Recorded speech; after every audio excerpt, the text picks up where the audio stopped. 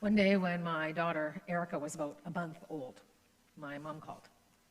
She had just been to the hospital to begin yet another round of chemotherapy. Her breast cancer had metastasized after a year of being cancer-free. It was an upbeat call. She felt good. She was happy and bubbly and said that she thought it would all be okay. 3 days later, my dad called to tell me my mom was in the hospital. She was dehydrated, exhausted, and low. The chemo was making her sicker than the cancer. The next time I talked to my mom, she let me know that there would be no more chemo or radiation or any other treatment except to deal with pain. It was time to begin a different journey, one that would lead towards death and not healing. The summer of 2012 was sacred. We had 2 months to prepare for my mother's death. We used the time well. We gathered, all of us, and talked and shared. Some of the legal stuff was worked out, and all of the practical stuff was organized. We had honest conversations about death and dying, and helped my mom create her living will. We talked funerals and obituaries and cremation and burial, and had a visit with the funeral home and the minister making plans. Friends showed up for visits. My sisters and I spent as much time as we could with my mom and dad. And besides the outward preparation, this was a time for my mother to do inward preparation. This was the time when she reconciled herself to the end of her life, so that when death came, she was ready and it was peaceful. These 2 final months of my mother's life will, for me, always be a time of witnessing to her courage and her conviction and her faith. There was fear, there was uncertainty, there was sadness and sorrow, but in the end, because my mother was able to walk her road in Jerusalem, my mother's death was beautiful and sacred and gift to me and my sisters and my father. Jesus walks his road to Jerusalem today as well, on the back of a donkey.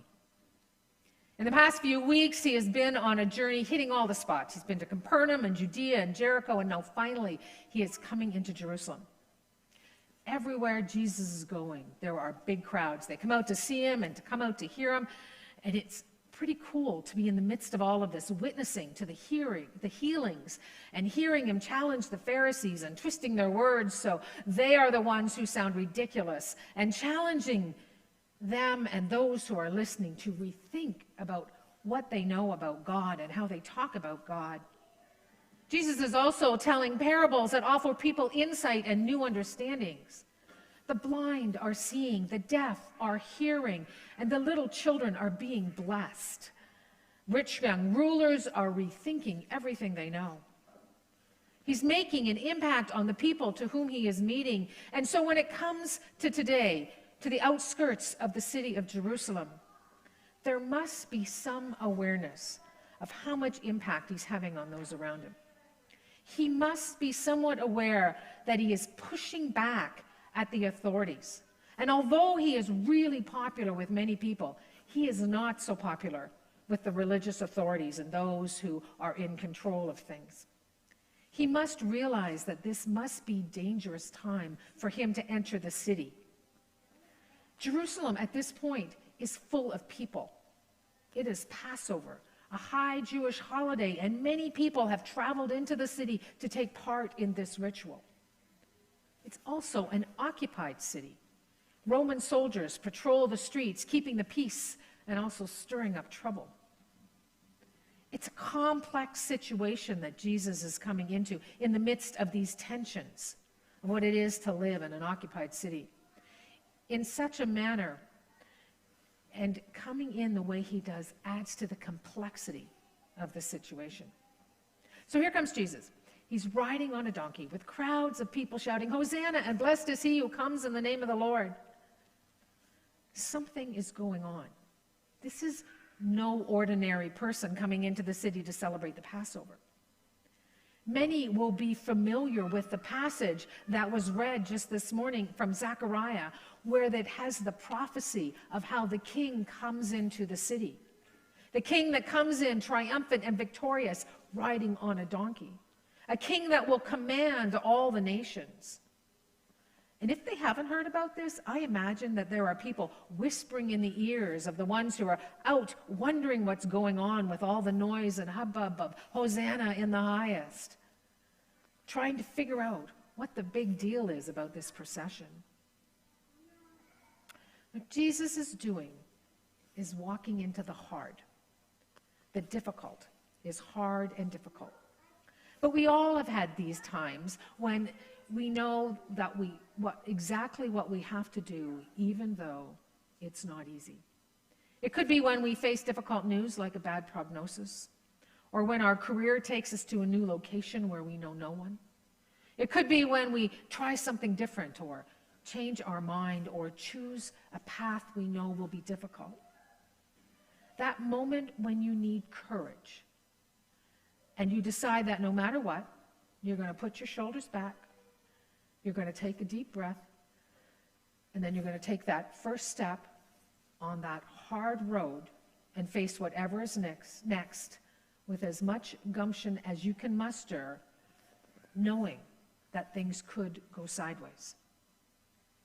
That's the moment Jesus is living right now as he rides that donkey into Jerusalem. We have these moments too. And they look maybe a little bit different for us, but we have these moments. Imagine the courage that it takes to walk out of a closet that our society has put us into because of our sexual preference or our gender identity. Imagine what it is to walk into forgiveness, knowing that someone has harmed you. In order for your life to continue to mean something, you need to forgive that person. And you need to let go. And you need to move on, even when it's difficult. That moment when you need to make an atonement, when you know that you've made a bad decision and that you've hurt people, but you know that you're not a bad person. And although you made the bad choice, you need to own it. And you need to walk through it. And you need to move on. The walk and road to Jerusalem. So many times when our walking the road requires courage. Jan Richardson writes on her blog, The Painted Prayer Book, "It can be challenging enough to walk with intention into a future that is unknown. But to move with purpose towards a destination that is known and fearsome, that is quite a different path, one that requires grace and courage that we cannot conjure on our own. Such a path offers curious freedom too, because it invites us to enter our future not as victims, helpless before our fate, but with intention and discernment, knowing that the path we choose, any path we choose, will hold its occasions of dying and rising. When we can meet those occasions with courage and grace, the perils of the chosen path begin to lose their power over us." A year ago, my father too walked this journey towards death. He too was given a medical choice to try to continue to find some sort of drug that would prolong his life but diminish his living. He too chose a different path. He chose to stop and just allow death to come. He only had a few days to live into this decision. For him and us, it was time enough to say goodbye, to share some memories, to share our love, and share some last-minute instructions. As we enter Holy Week, walking the path with Jesus, this intentional path in Jerusalem, palm branches in hand, cloaks on the ground, we need to remember that this journey we do not go on alone. That when things get tough, and they will get tough, and we put our face forward, and we take that deep breath, and we lift our shoulders up, and we take that next step, we walk knowing that in the end it will be all right. In the end it will be amazing. In the end it will be God. May it be so.